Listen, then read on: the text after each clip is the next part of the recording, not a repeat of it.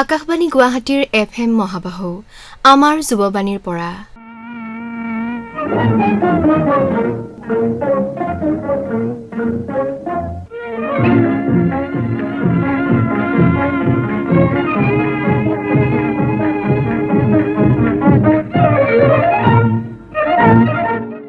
আমাৰ যুৱবাণীৰ পৰা অনুষ্ঠানটিলৈ আপোনালোকক আদৰণি জনাইছো।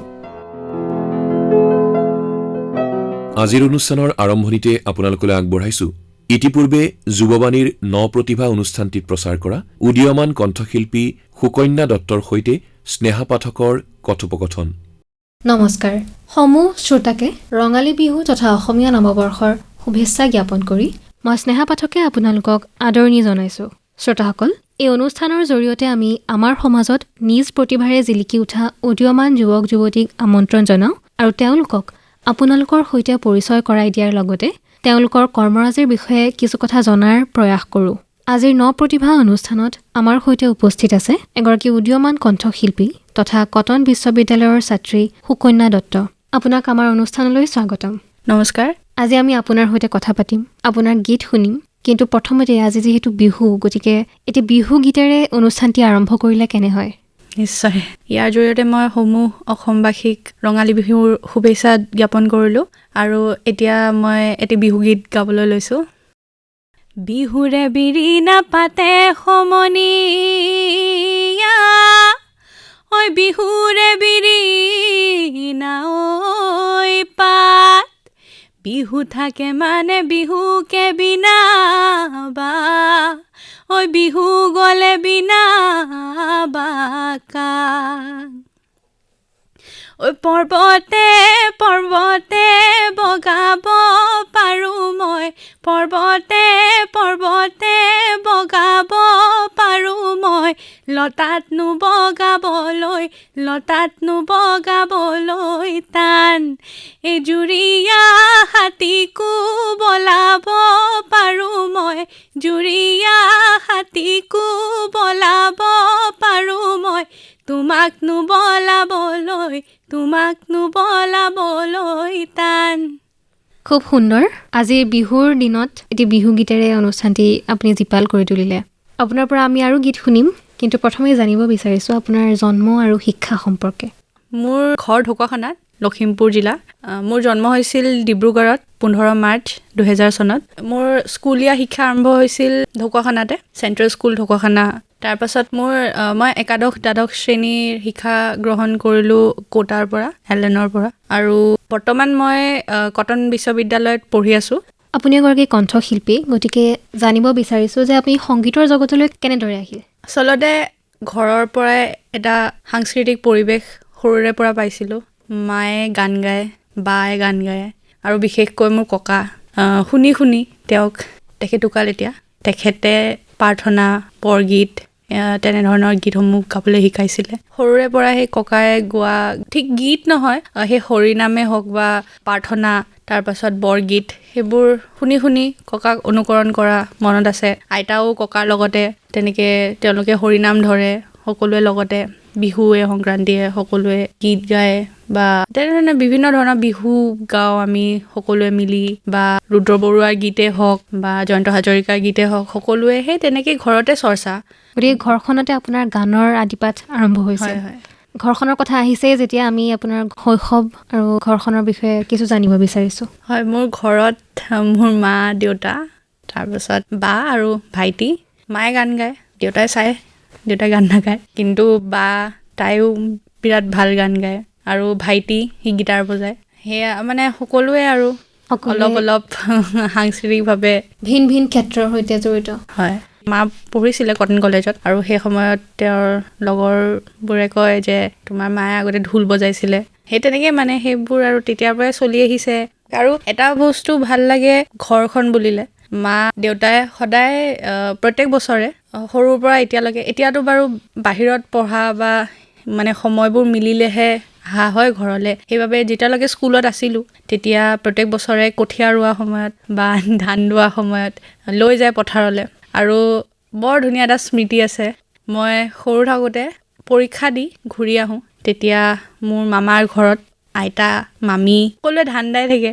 তাৰপাছত মই আৰু মোৰ মামাৰ ছোৱালী তাৰপিছত মোৰ মামাৰ ল'ৰা গোটেইকেইটাই গৈ পেলাই পথাৰতে পঢ়োঁ। পথাৰ খেৰৰ ওপৰতে বহি ৰ'দ লৈ ৰবাব টেঙা খাই সেই তেনেকুৱা ধৰণৰ পৰিৱেশবোৰ পাইছোঁ। আৰু তাৰপিছত বানপানী হয়, সেই বানপানীৰ সময়তো মাহঁতে নি পেলাই যা সাঁতোৰ বুলি পানীত নমাই দিয়ে, সাঁতুৰিবলৈ মানে বিভিন্ন ধৰণৰ স্মৃতি আছে আৰু শৈশৱৰ।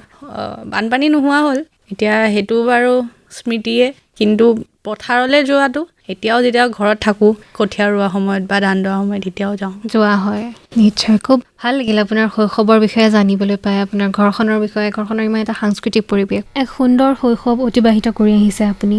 গাঁৱৰ কথা ওলাইছে যেতিয়া, গাঁৱলীয়া পৰিৱেশ, খেতি পথাৰৰ কথা ওলাইছে, গতিকে গাঁৱলীয়া পৰিৱেশৰ খেতি পথাৰৰ গোন্ধ থকা এটি গীত কেনে হয়? হয়, গাঁৱৰ গোন্ধ বুলি কৈছে যেতিয়া মই হয়তো প্ৰথমে ৰুদ্ৰ বৰুৱাদেৱৰ নামেই ল'ব লাগিব, কাৰণ তেওঁৰ গীতত মই সেই পথাৰৰ গোন্ধ, তাঁতৰ শালৰ সেই যিবোৰ শব্দ তেখেতৰ গীতত মই বিচাৰি পাওঁ। নিশ্চয়, সেইবাবে মই তেখেতৰ তাঁতৰ দূৰে প্ৰতি গীতটি। হয়, খুব সুন্দৰ গীত। হয়।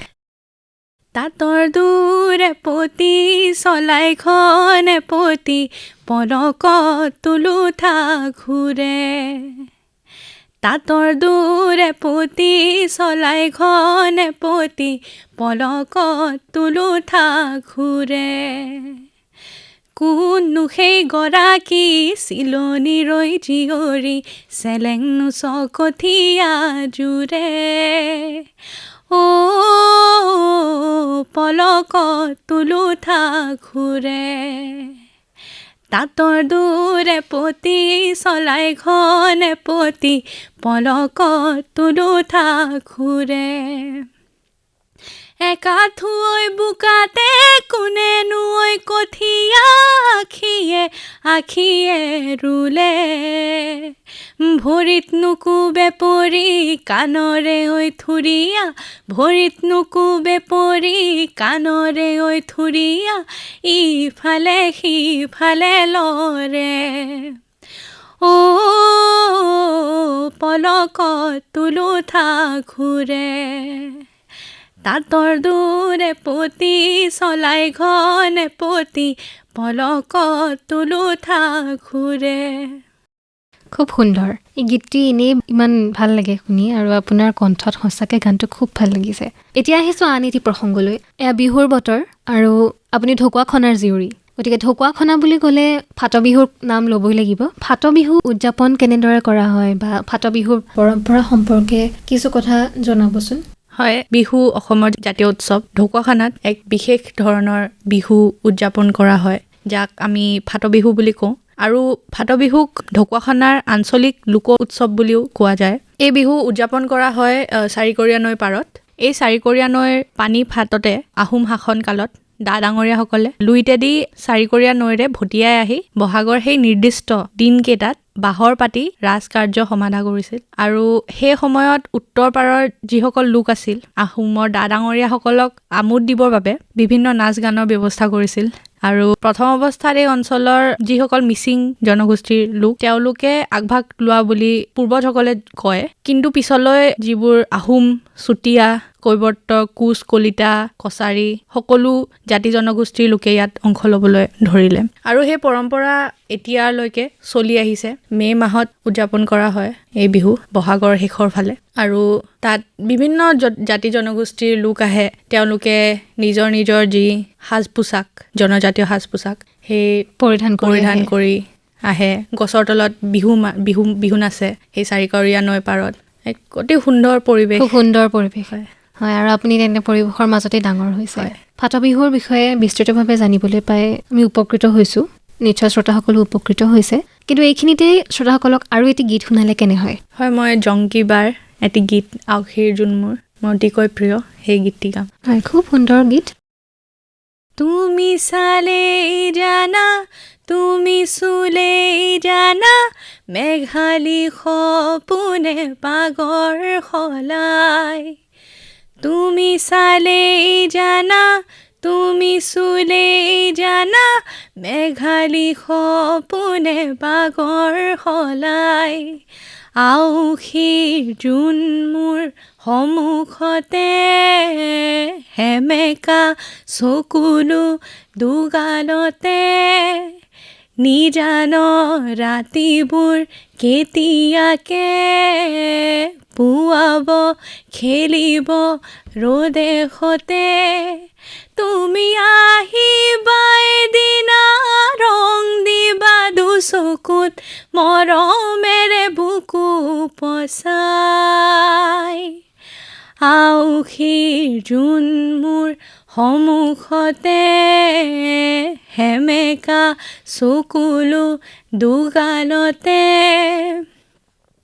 দিনে প্ৰতিদিনে মাথো মনে প্ৰাণে দিনে প্ৰতিদিনে মাথো মনে প্ৰাণে আকিলো ৰামধেনু হিয়া জোৰাই তুমি চালেই জানা তুমি চুলেই জানা মেঘালী সপোনে পাগৰ সলাই তুমি চালেই জানা তুমি চুলেই জানা মেঘালী সপোনে পাগৰ সলাই খুব ভাল লাগিল গীতটি খুবেই সুন্দৰ আৰু আপুনি গাইছে খুব ভাল লাগিছে হয় আজি আকাশবাণীৰ মজিয়াতে আছোঁ যেতিয়া গতিকে এইখিনিতে এটা কথা নক'লে নহ'ব মই সৰু থাকোঁতে মায়ে ৰেডিঅ'টো মানে চুব নিদিয়ে কাকো ৰাতিপুৱাৰ পৰা ৰাতি শোৱালৈকে ৰেডিঅ'টো নিজৰ কাষতে থয় আৰু ইমানেই ডাঙৰকৈ বজায় যে গোটেই ঘৰখনে শুনি থাকে হয় আৰু সেই তেনে ক্ষেত্ৰত কি হয় ৰাতিপুৱা যেতিয়া বৰগীত আৰম্ভ হয় সেই সময়ত গম পাওঁ আৰু উঠিবলৈ হ'ল এতিয়া উঠাব তাৰপাছত সেই তেনেকৈ চাহ তাহ খাই পঢ়া টেবুলত বহোঁ তাৰপাছত গান বাজি থাকে পিছফালে ৰেডিঅ'ত গীতিমালিকা অসমীয়া বোলছবি গীতৰ অনুষ্ঠান তাৰপাছত সেই যেতিয়া মানে হিন্দী বোলছবিৰ গীতৰ অনুষ্ঠান আৰম্ভ হয় সেই সময়ত গম পাওঁ যে স্কুল যাবলৈ হ'ল আৰু মানে ঘড়ী চোৱাৰ কোনো প্ৰয়োজন নাথাকে সেই মানে ৰেডিঅ'টোৱে গোটেই ঘড়ীৰ কাম কৰে হয় হয় হয় তেনে অভিজ্ঞতা আমাৰো আছে খুব ভাল লাগে অনুষ্ঠানো শুনিব পৰা যায় আৰু একে সময়তে কামো কৰি থকা যায় আৰু ৰাতি শুবলৈ যেতিয়া লওঁ তেতিয়া বিভিন্ন ধৰণৰ নাটক প্ৰচাৰ কৰা হয় আৰু যেনেকৈ গয়া ৰাইজৰ অনুষ্ঠান সেইবোৰ শুনিও বহুতখিনি উপকৃত হ'ব পাৰে আচলতে গাঁও অঞ্চলৰ লোকসকল হয় নিশ্চয় আকাশবাণীয়ে সমাজৰ সকলো শ্ৰেণীৰ ভিন ভিন বয়সৰ লোকৰ বাবে বিভিন্ন অনুষ্ঠান প্ৰচাৰ কৰে আৰু এই অনুষ্ঠানসমূহৰ জৰিয়তে যথেষ্ট উপকৃত হ'ব পৰা যায় আজি যিহেতু বিহুৰ বতৰ গতিকে আন এটি বিহুগীত শুনাবচোন নিশ্চয় বিহুৰে বিৰিণা পাতে সমনীয়া ঐ বিহুৰে বিৰিণা ঐ পাত বিহু থাকে মানে বিহুকে বিনা বা ঐ বিহু গ'লে বিনা বা কাক ৰৈ ৰৈ ৰতি মইনামতি তোমালোকৰ ঘৰলৈ ৰৈ ৰৈ ৰতি মইনামতি সদায় যাব পাৰোঁ মই ৰৈ ৰৈ ৰতি মইনামতি যদি দিয়া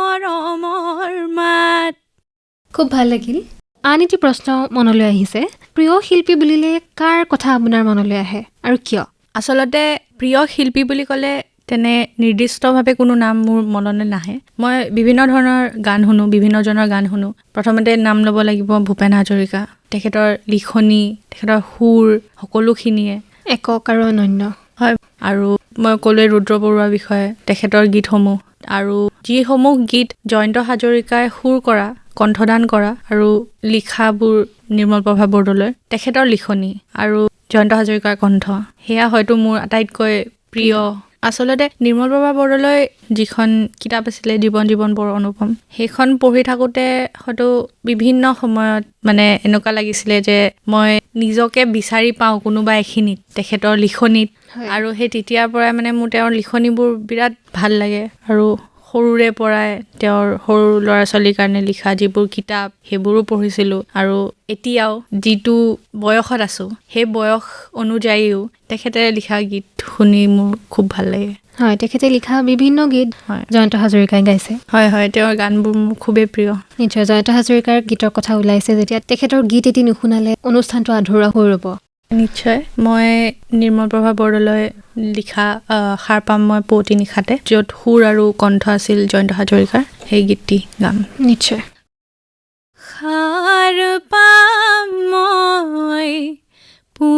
পুৱতি নিশাতে নিয়ৰ যেতিয়া সৰে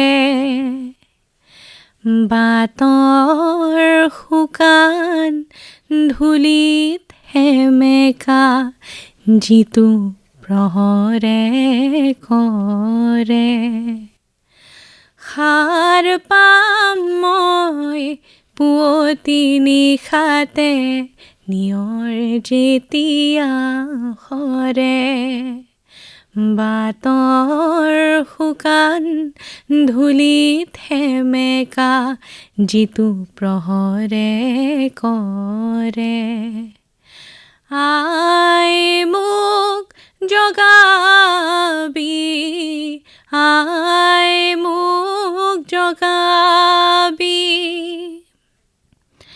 মই চাব খোজো হেঙুলি বেলিয়ে এন্ধাৰ কেনেকে নাখে ফুলাৰ মন্ত্ৰ কেনেকে আহিছে কুসুমৰ কাষে কাষে উদং বতাহৰ বুকু কেনেকৈ মিঠা সুবাসেৰে ভৰে সাৰ পাম মই পুৱতি নিশাতে নিয়ৰ যেতিয়া সৰে বাটৰ শুকান ধূলিত সেমেকা যিটো প্ৰহৰে কৰে আই মোক জগাবি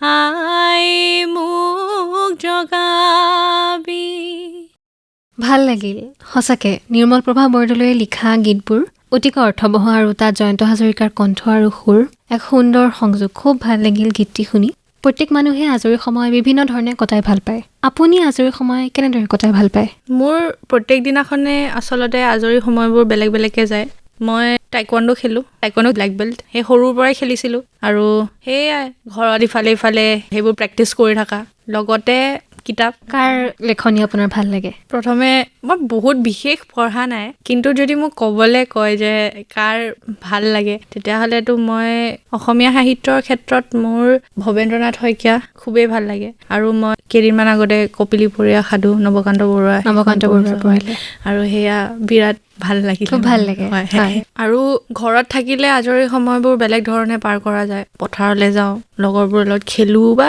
তেনেকুৱা ধৰণৰ কিবা কিবি এনেই বহো মানে সেই পথাৰতে হয় আৰু যি হয় আৰু বাকী আপোনাৰ গুৱাহাটীত থাকিলে মানে আজৰি সময়বোৰ বেলেগ ধৰণৰ যেনেকে ঘাটত বহা বা তাতে কিতাপ এখন লৈ গৈ পঢ়া খুব ভাল লাগে তেনেকে আৰু মই সেই বিভিন্ন ধৰণে নিজকে ব্যস্ত কৰি ৰাখোঁ আচলতে যিহেতুকে অসমীয়া ছোৱালী সেইবাবে বিহু নাচি খুব ভাল পাওঁ ঢোলৰ চাপৰ শুনিলেতো ৰ'বই নোৱাৰি আৰু সেই হুঁচৰি আখৰা বা আইতাৰ গাঁৱত গৈ বিভিন্ন দল মানে গাঁৱৰ হুঁচৰি দলৰ লগত বিহু মাৰিব যোৱা যিহেতুকে ডেকাসকলে বেলেগকৈ মাৰে গাভৰুসকলে বেলেগকৈ মাৰে সেইটো কাৰণে আমাৰ সেই টকা বিহু বা তেনেধৰণৰ নিশ্চয় আপুনি আজৰি সময়ত বিভিন্ন ধৰণে নিজকে ব্যস্ত ৰাখে আপুনি টাইকোৱাণ্ডো খেলুৱৈ আপুনি নাচে আপুনি খেতি পথাৰত কাম কৰে বা আপুনি কিতাপ পঢ়ি ভাল পায় খুবেই ব্যস্ত আপোনাৰ জীৱন গানৰ উপৰিও আন কি ক্ষেত্ৰত আপোনাৰ আগ্ৰহ আছে গানৰ উপৰি মই মাজে মাজে অভিনয়ো কৰোঁ আৰু চেষ্টা কৰোঁ আচলতে ভাল বেয়াটো বাৰু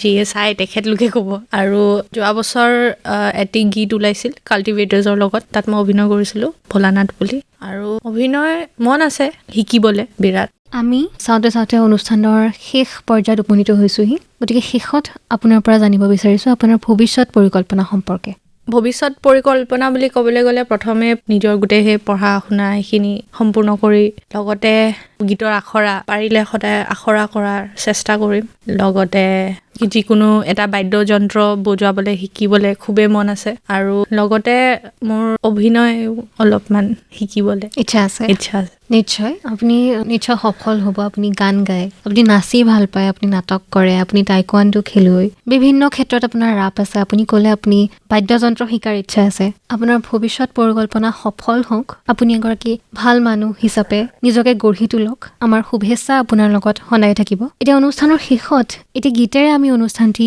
শেষ কৰিব বিচাৰিছোঁ। যিহেতুকে আজি ৰঙালী বিহু, মই এটি বিহু গীতেৰে আজিৰ অনুষ্ঠান সামৰিব বিচাৰিছোঁ। নিশ্চয়। ঐ লিং লিং লাং লাং কচু শাকত তেলাই ধুলীয়া কাংকান ঐ নাচনি মতলি দাং দাং এই নীলমণি দাং ঐ লাম দিং দতপৈ মণিৰাম দতপৈ হাতীয়ে মতক পলুৱাই নিলে গৈ এই মুঘুলি চাপৰি লৈ এই সৰুৱতীয়ে সৰু সৰু বেঙেনাৰ পাত লোন মাৰো গাত এই চোন মাৰো গাত এই চাহবনী ছোৱালীৰ ৰিহানাই গাত এই পানী আনি ভাত ৰান্ধি নোখোৱাই যাত এই ল গুটি চৌ গুটি ৱে খালে থাক থাক থাক এ পিৰিতি পিৰিতি পিৰিতি পিৰিতি মিঠা চিৰা দৈ পিৰিতি পিৰিতি পিৰিতি পিৰিতি মিঠা বুৱতী নৈ পিৰিতি পিৰিতি পিৰিতি উৰে জীৱন থাকিব ৰৈ এ পিৰিতি পিৰিতি পিৰিতি পিৰিতি মিঠা চিৰা দৈ পিৰিতি পিৰিতি পিৰিতি পিৰিতি মিঠা বুৱতী নৈ পিৰিতি পিৰিতি পিৰিতি উৰে জীৱন থাকিব ৰৈ। খুব সুন্দৰ। আজি বিহুৰ বতৰত আপোনাৰ কণ্ঠত এই বিহু গীতটি খুব ভাল লাগিল। নিজৰ ব্যস্ততাৰ মাজতো আপুনি আমাক ইমান সময় দিলে, তাৰ বাবে আপোনাক ধন্যবাদ। ধন্যবাদ। আজি মোক আকাশবাণীত আমন্ত্ৰণ জনোৱাৰ বাবে মই সমূহ আকাশবাণী গুৱাহাটীৰ কৰ্মকৰ্তা তেওঁলোকলৈ ধন্যবাদ জনাইছোঁ। ইমান পৰে উদীয়মান কণ্ঠশিল্পী সুকন্যা দত্তৰ সৈতে স্নেহা পাঠকৰ কথোপকথন শুনিলে।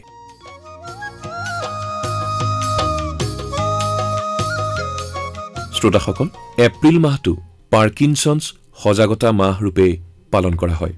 পাৰ্কিনছন্স ৰোগনো কি আৰু ইয়াৰ সৈতে সমাজত বিভিন্ন অন্ধবিশ্বাস জড়িত হৈ আছে। ৰাইজৰ মাজত এই ৰোগ সম্পৰ্কে সজাগতা সৃষ্টিৰ উদ্দেশ্যে আমাৰ যুৱবাণীৰ পৰা অনুষ্ঠানটিত এতিয়া আপোনালোকলৈ আগবঢ়াইছো চয়নিকা চাংকাকতিৰ এটি ইংৰাজী কথিকা। Dear listeners, Namaskar.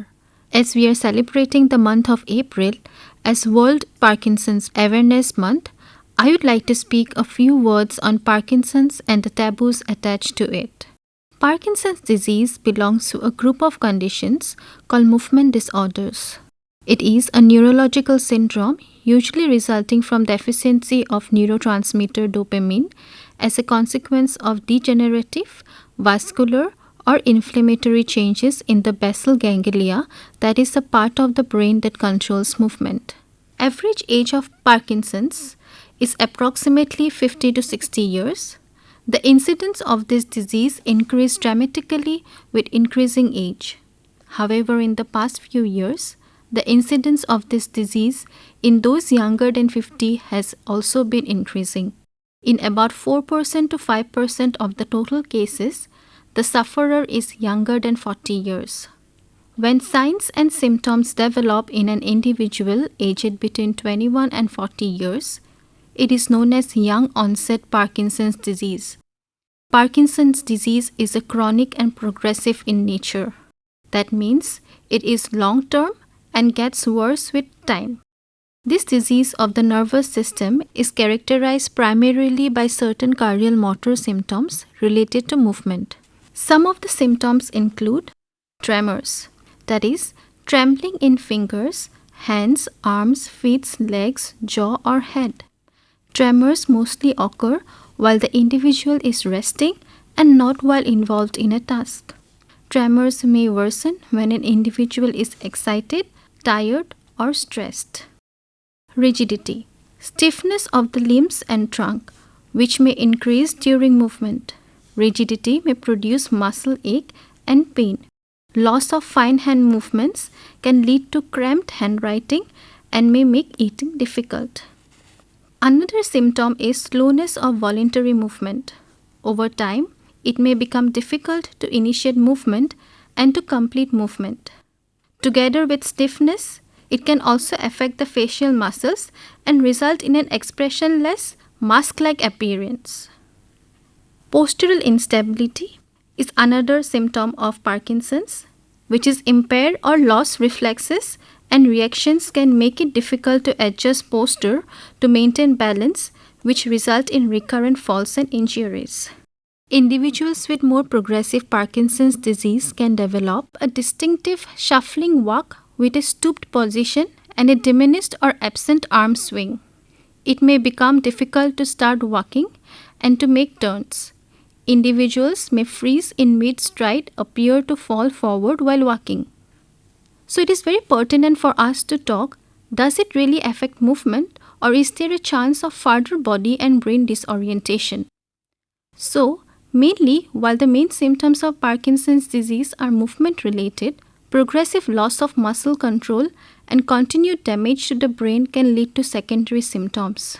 These vary in severity, and not every individual will experience all of them. Some of the secondary symptoms include speech problems, that is slowed, quieter, unclear speech, and monotone voice.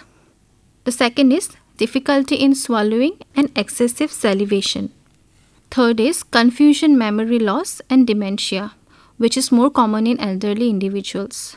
Fourthly, anxiety and depression. Fifthly, impulse control disorder. Sixthly, constipation and diminished sense of smell. Increased sweating is another symptom which also leads to skin problems. Awareness about Parkinson's in India is what is very important to talk about. Do people take it seriously, at least in the initial stage? Awareness about Parkinson's in India is low both in urban and rural areas, with many people living undiagnosed. With a limited number of neurologists and a large population in the country, even diagnosed patients lack an understanding of their disease. Most people do not take the disease seriously until it starts affecting their work and daily activities. However, we have seen through experiences that patients who are provided information about the disease and counseled tend to take the disease seriously right from the initial stage. Some of the taboos associated with the disease. As such, Parkinson's is not a taboo word. However, like many other diseases in India, the patients are subjected to stereotypes and accusations based on superstitious beliefs. One common stereotype is that one gets Parkinson's due to one's wrong actions in the past life. A major reason for such prevailing stereotype is the lack of awareness among the people in general. Most patients, especially the younger working adults, try to keep their disease as a secret out of fear and embarrassment. Fear of losing their job, of not being able to support their family and live independently, and fear of dying. Embarrassment stems from the fact that Parkinson's symptoms are difficult to conceal even in the initial stages, and some symptoms may even be perceived as socially inappropriate. The lack of awareness among the general population further worsens the situation. The role of family, friends, and loved ones play a very important role in order to help a patient with Parkinson's to lead a normal life. It is very important for the family members to understand the disease and its many disabling manifestations. It is usually a lack of awareness that leads to constant misunderstandings and frustrations between the patients and the caregivers. The patient should be allowed to carry out all the activities that he performed prior to the disease, provided he has the capacity to do so and can do it without causing harm to himself. The more active patient is, the better he is able to deal with the disease. It has been found that a group can often do the work that individual therapy cannot do. We believe that support groups provide the best setting for the Parkinson's patients and their caregivers to gather information and understand their disease. Parkinson's support group members can offer each other emotional and practical support. Getting together with other people who are facing similar challenges makes people more open to sharing feelings and experiences. Moreover, by providing benefits in the form of exchange of practical information, support groups also provide motivation and inspiration to help a patient deal positively with the changes in their lifestyle. It also gives Parkinson's patients a chance to meet new people, which helps to break down feelings of social isolation associated with the disease. Support group therefore range from group discussions to educational sessions by guest speakers to social outings. There are various support group organizations in Northeast which are giving free online sessions on physiotherapy, music therapy, art and craft therapy to help the patients with Parkinson's deal effectively with this disease even during the time of pandemic. পাৰ্কিনছন্স ৰোগৰ সজাগতা সম্পৰ্কীয় চয়নিকা চাংকাকতিৰ ইংৰাজী কথিকাটি শুনিলে। আমাৰ যুৱবাণীৰ পৰা অনুষ্ঠানটিৰ ইমানতে অন্ত পৰিল। অনুষ্ঠানটি প্ৰযোজনা কৰিলে ইন্দ্ৰজিৎ দাসে।